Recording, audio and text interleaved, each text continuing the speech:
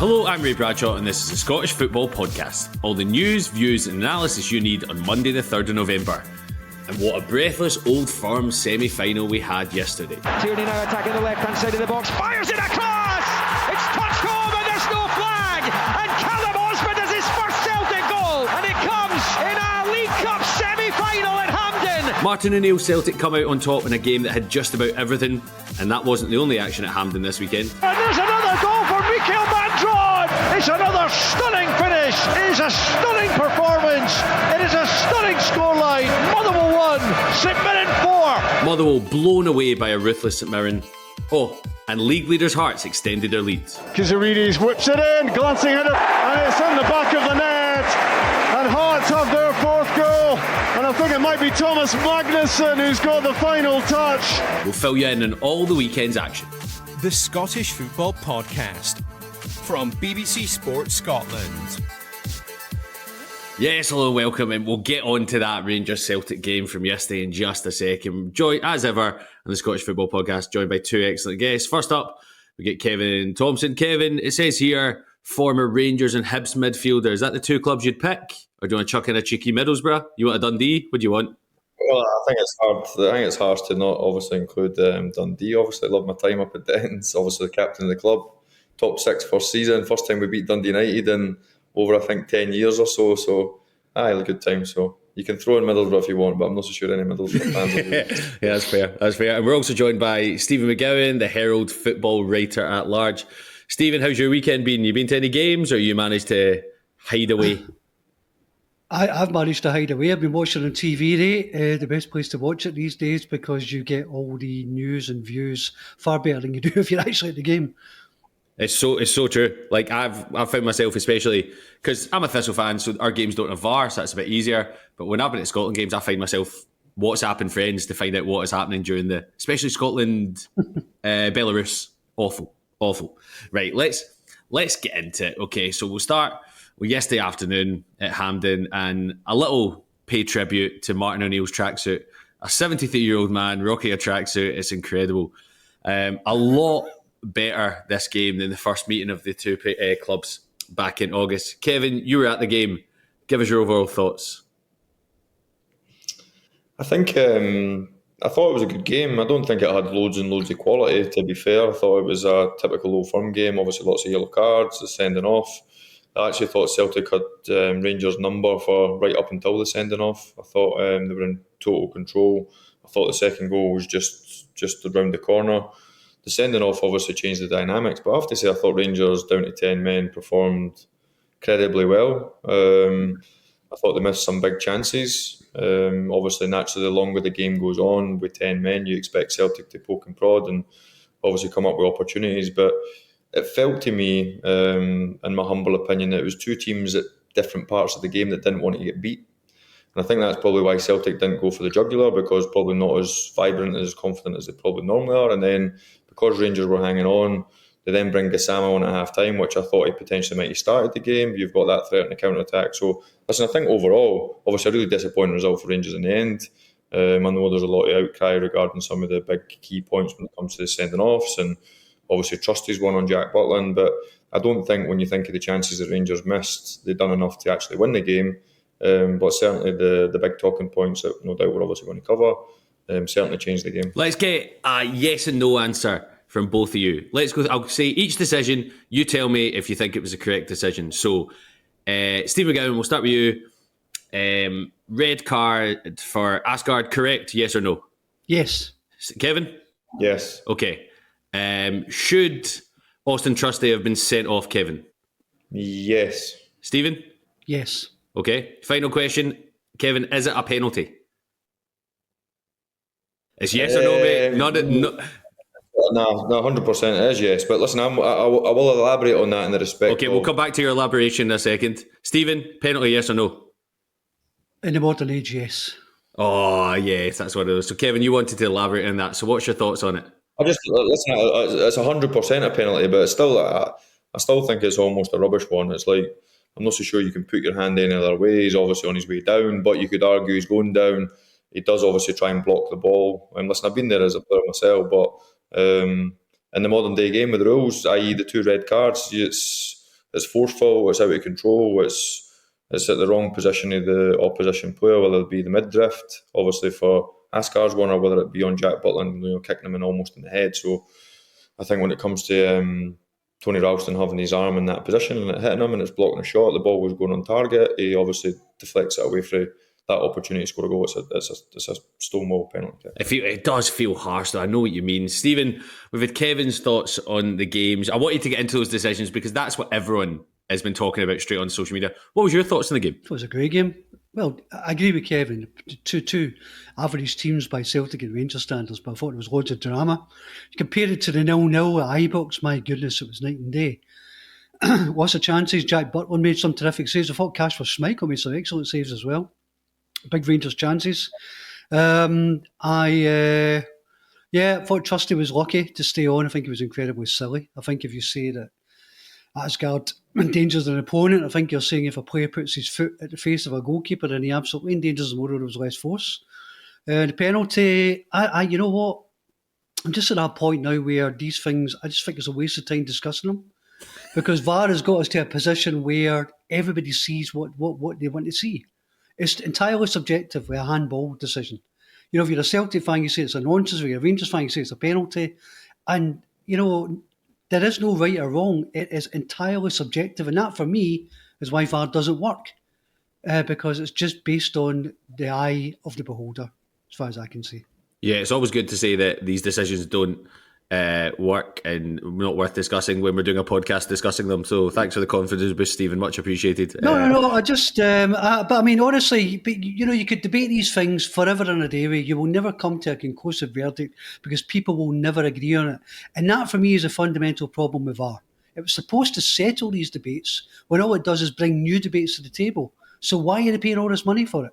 Yeah, I've seen already lots of screenshots of Bobby Madden giving his opinion on the decisions, and that becomes the kind of gospel of it. Let's chat about the two teams then. He did give one interesting one way, which the most interesting one I thought for him was he said that with the Ralston one, he said if the ball struck his arm, it's a penalty kick, but it stopped being a mandatory yellow card offence 2 seasons ago. So no caution is correct. So that's one bone of contention I think is dealt with by a former referee. I read that and I didn't know that at all. Did not know that at all. Yeah, I don't think anybody does. Let's chat about both teams. Kevin, we'll come back to you. So we'll talk about the Rangers team for yourself. Danny Rowe, a few domestic games in charge. I think that was his third, 4 in total. He went 3 at the back. How do you think he's shaping up as Rangers manager? I think first and foremost, he's obviously inherited a really difficult job, which comes with the territory. I think it was inevitable. Obviously, I've actually never spoke that much about Russell. Never like to see anyone lose their job. Obviously, I think the toxic nature of what was going on was not nice to see for anyone. But they obviously made a difficult start. Danny, obviously the European game, only in the job a couple of days before he had to obviously travel to deal with that. And I just thought they looked way too open and probably the story of the season so far. And I think he's tweaked that. He's made them a bit harder to beat. I thought they put up a really robust fighting performance today, down to 10 men. I thought they were really poor for the first 20-25 minutes, really passive, but it looked like the sending off galvanised them. I thought they were rigid and hard to beat at Easter Road, which is a difficult place to go on the Wednesday night. So there's certainly optimism of some sort of progress, but listen, we all know, I'm long enough in the tooth to know that progress is only going to come if they continue to win games, because at the moment, you always get that sense of the next disappointment just around the corner. That's come today. I think the fans are still with them, and rightly so, but the team's going to need to go on some sort of run and some sort of momentum build to try and obviously get everybody back on side and then start to climb up that league. Yeah, and Martin O'Neill coming in. Stephen, I think I last spoke to you 10 days ago, so I've not spoke to you since this all kicked off. A fascinating Scottish football story. 73-year-old Martin O'Neill back in for a game. I saw the comments saying he's secretly would love to lead Celtic out in the final. It seems night and day. We're a week apart from Celtic losing to Hearts, and the big story was Dane Murray, Colby Donovan, Johnny Kenny all starting, and that lack of experience. Whereas today, Celtic, Johnny Kenny looked great, gets a big goal. Also, Callum Osmond, a guy who never even made a squad under Brendan Rodgers, comes on and looked so lively. How do you think Celtic are looking compared to this time last week? I think Actually, the only Celtic fan who'll be uncomfortable watching that today would be Brendan Rodgers, because for the reasons you outlined there. I mean, people are naturally going to be asking, where is that intensity, that aggression, that press, that desire? Where has that been in recent months? It's been pedestrian, it's been a bit laboured in the performances. Where has Callum Osman been? He's been consigned to B-team football. Didn't really feel like he'd been given a chance. Austin Trusty had been kind of like, he had been injured for a long time to be fair, but didn't play in that big game at Hearts. Comes in today and wins man of the match. We have Johnny Kenny, who has scored 3 goals in 2 games since a change of manager. So there's certainly momentum with Martin O'Neill now. He seems very reluctant, doesn't he, still to say that he wants the job. He's maybe for the fear of, maybe letting himself down or not getting it. But I think if they get a result against Midtjylland and they see off Kilmarnock next weekend, I think there will be a bit of a bandwagon. I'm not saying he should get a job on a permanent basis, but I think Celtic can see now that Martin O'Neill have got a safe pair of hands. I think they'll be okay, certainly, through to the international break. We already feel that. I think maybe even up to the festive period, because I don't think they're going to rush into appointing a manager. I think they are going to take their time. I think they'll be okay until Christmas, New Year. And if he wins the next couple of games, I think there will be a bit of a groundswell, maybe even to keep him on to the summer. Kevin, what do you think about that? Can you see Martin O'Neill staying in position till the end of the summer? I think it's been an astute move, to be honest, for Celtic. I think if you go from a Brendan Rodgers, I think if you went for someone similar, I think you something. That's not knocking Brendan Rodgers, because listen, he's had a wonderful record at Celtic. He's a real top manager. Was the whole place becoming a wee bit stale? It certainly felt like that. I think you've got to be all in. I think you've got to love it. You've got to embrace it. And I think and I'm not saying he did, just my humble opinion, looking for an outside in, that if he was maybe looking at pastures new or they were on the horizon, you sometimes get a sense of the squad might feel that. And if you're not all in, as a manager, it's really difficult to ask your players to be all in. Listen, he had a tough job to follow Ange Postecoglou's Celtic team, because they were electrifyingly good. Everything they'd done, they were relentless. The speed that they played at, the fans no doubt will always remember that time in the club's history, because they were a joy to watch. So I don't think it was an easy one to follow. I think when they went to Martin, someone I've got great respect for, I think you probably hit the nail on the head. A safe set of hands, really basic. I've got no doubt the boys will enjoy his personality. It'll be really relaxed, albeit with an edge, because he knows what it's like to be successful. So I think it's actually been quite an astute appointment for Celtic, because I think if they'd went down a similar route to Brendan, I'm not so sure they would have got the right results. But I think someone like Martin might just be enough to kind of light that fire again. What I thought was interesting as well was the beginning of extra time. It was Sean Maloney giving the talk, wasn't it? He was right in the middle there, cajoling, urging, pressing the players on. So that could be a good complementary team, that. Martin for the motivational skills, for the kind of the big beast, if you like, with Sean Maloney doing the kind of nuts and bolts coaching. So I think certainly today, and possibly the next couple of games, will give Celtic directors some thinking to do. I think tonight will be the first time in quite a while that they've been able to go home and not be quite so concerned about the general situation, because, as I say, I think in Martin O'Neill, they've got somebody the fans can buy into for a bit at least. So Celtic through to the final. Who they'll face was a kind of different game. Saturday night was a one-sided affair at Hampden. Motherwell manager Jens Bertolascu said that St Mirren were just really, really good at executing their game plan, and that kind of pretty much summed up the game. Stephen, Motherwell fans, I've spoke to a couple on Saturday night. I was doing a gig and one of them had been watching it on his phone. They were gutted, because that is a huge, huge opportunity to get to a cup final, and they just didn't turn up, did they? No, they didn't. I thought when they pulled one back in the latter stages, I thought we were in for a grandstand finish, but then they lost a bit of a comic cuts goal for the third. And I think the credit has to go to St Mirren, Ray. I mean, I think Stephen Robinson's been quite vocal. He doesn't feel his team gets the credit they deserve. I mean, it was only a week or so ago we were talking about St Mirren really struggling to score goals. But they scored 6 in their first 9 league games. Well, they've rattled a few in the last 2 games now. And I mean, what more can you say about Stephen Robinson? I mean, he must be wondering, with the best will in the world to St Mirren, what he has to do to be mentioned seriously for bigger jobs and bigger clubs. I mean, I certainly think and I hope that he stays there for the final, at least on December 14th. But I mean, they really are punching above their weight consistently. And what a story that would be if St Mirren could go and upset Celtic. And I'll tell you what, you wouldn't rule it out. No, Kevin, Stephen's completely right. Stephen Robinson, an incredible job he's done there. It's top 6 finishes. How does this rank in terms of his achievements? Yeah, listen, it's always. I think it's always nice when you get to cup finals. When I'm being really respectful, obviously the teams that don't get there regularly. Obviously, when you represent Rangers and Celtic, when the cup finals come round, they obviously become a more of a regular occurrence. And by the way, that's for Hibs and Hearts as well. Do you know what I mean? The big clubs. So when you do get these special days, they're obviously brilliant. They're only brilliant at the end of it if you get your hands on the silverware. There's no doubt that it'll be a tough nut to crack when obviously the game comes around because Celtic will obviously be heavy favourites. But just setting apart the job that he has done, I'm right in saying it's 3 back-to-back top 6 finishes, not just 2, is that right?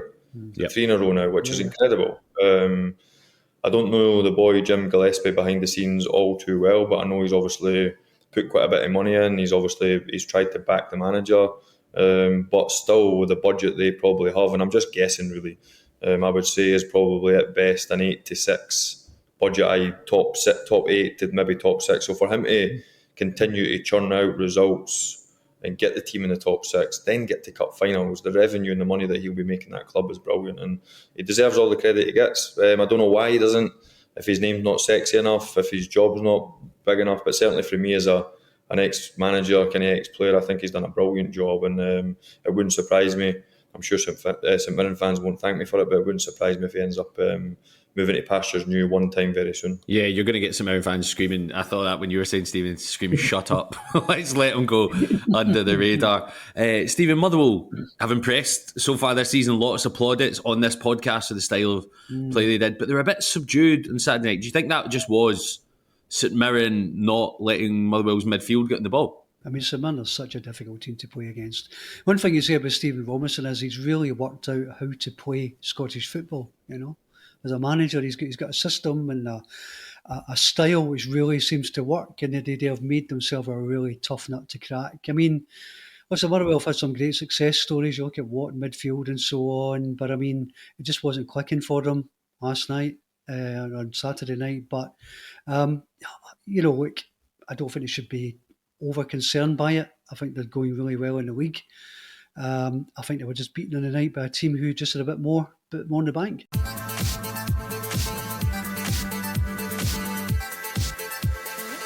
So St Mirren against Celtic is your cup final at December time.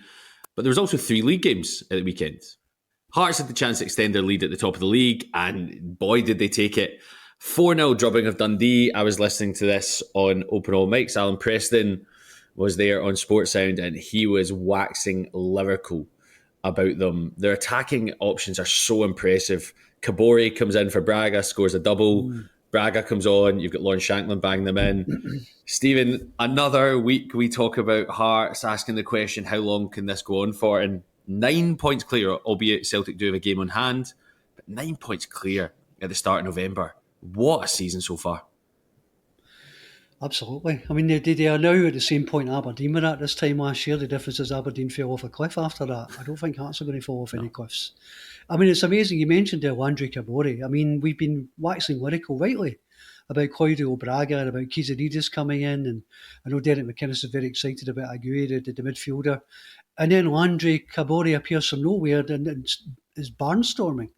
So it just seems as if this kind of production line of Jamestown analytics finds it never seems to end, and I think that should give Hearts fans real optimism and cautious optimism, because that's a strong Hearts squad. It's a strong squad of players, even when, as that move makes, when they bring out Braga and they bring in Kabore, even when they go beneath their absolute top 11, they're still a strong team. I think it looks really good for them at this stage. Yeah, Kabore, Kevin, went and celebrated with the manager after his first goal. See if a player in your team did that when you're a player. Would you slag them in the dressing room? What would you say? Listen, I think when you obviously, Alan Preston, I was obviously on Open All Mics myself, so he was talking about obviously the camaraderie, the togetherness. I've got no doubt that'll be a kind of given at probably every club that Derek McInnes has been at, whether it's been Kelly, St Johnstone's. I think it'll be a trait that he'll find is really important in his dressing room. There's no coincidence that he goes and obviously gets the Shanklin deal over the line. One of his first, obviously, priorities as the manager to bring in Stuart Findlay. Gives you that kind of, when you think of Craig Gordon already been there, Halkett. It's not a surprise for me. I know he's obviously got the backing of Jamestown. I know a lot of the signings might even be players that you might not even have seen live. It might be Y-Scout, it might all be done obviously on the computer nowadays, but the data that these guys have got and the success that Tony Bloom's already had at obviously the different clubs that he's involved in can only get you excited. As a Hibby, I'm not quite as excited as obviously a lot of others, but I have to say I'm always humble and respectful of teams, and I've watched them a few times. Hearts now, I watched them beat Rangers at Ibrox. I've done the derby for BBC as well, obviously the last minute winner for Halkett. And I have to say that they're not just winning games when you think of how dominant they were yesterday, making changes. They're winning games in such a variety of different ways, whether it's going to Ibrox, whether it's last-minute winners in the derbies, whether it's coming from behind against Motherwell and getting a point. 3-0 down, 60 minutes into, to have the resilience and the personality within the squad is, listen, if I was a Jambo, I would be getting excited, and rightly so. That's why we love football. And the big two are going to need to try and chase them, because having a manager that knows what it was as a player to win, rather than less so obviously as a manager, but he will have steel, Derek McInnes, and even though publicly he'll continue to send the narrative of, listen, we're only first quarter, so on and so on, he will not be backing down to anyone, Derek McInnes, I'm sure, and he'll be having fire in the Hearts players' bellies every single week. Yeah, because at the bottom of the table, obviously another heavy defeat for Dundee. It's very mixed results. You see them beating Celtic, then you have that, then you go elsewhere. Kelly, Levy. We'll start with the Falkirk game, Stephen. Falkirk beating Kelly 3-0 up at half-time. 4 defeats in a row for the Ayrshire side. Stuart Kettlewell, do you think he's under a little bit of pressure now? Too soon for that for me, Ray, but I think there are definitely concerning signs there in terms of defending, a goalkeeping situation going on as well. Worrying times for them, worrying times for Dundee. Livingston are getting dragged into it a little bit as well, though it's a good point for them. So, again, I think that bottom of the table is going to be really nip and tuck in terms of what's going to happen there, because there's a fair bit of competition for that side of the league. And Stephen, when you look at, you're talking about the goalkeeping situation, when they're bringing in emergency loan goalkeeper from Celtic for, I think it was a 7-day loan, how much faith do the fans have in someone like that? Actually, and a lack of strikers, is it just a case for Kelly they need to get to January and get players back in re-strength? You've seen that with every struggling team now. I mean, listen, Celtic and Rangers would say the same. They just need to limp to January and take stock and reevaluate and strengthen their squad as best they can. But the trouble is, where are we now? What is this, the beginning of November? Yep. It's a long time away. Yeah, totally. And Kevin, you were obviously was it at Almondvale? Was it Livy at home? Yeah, so Livy against Hibs on Saturday. What was it? I think the first goal went in 35 seconds. The last goal went in 93rd minute. 22 seconds, 22 I think was the first one. And honestly, if you've not seen it yet, Ray, you'll not see a better strike for Jamie McGrath. Actually, that's how sad I was. After the game, after my gig last night, after my gig on Saturday night, I went and watched it because every time they came back to you said, what a goal, you need to watch it. Left foot strike across the keeper. Sum up the game for us, for those that haven't seen it. David Gray's side just kind of don't seem to be able to kill off the games, do they? I think that was the case. I listened to Dave post-match, obviously on the way home in the car, and he had said, obviously, that he thought they were second best all over the pitch, which I was slightly surprised at. I think the one thing about Dave is he wears his heart on his sleeve and he's very honest.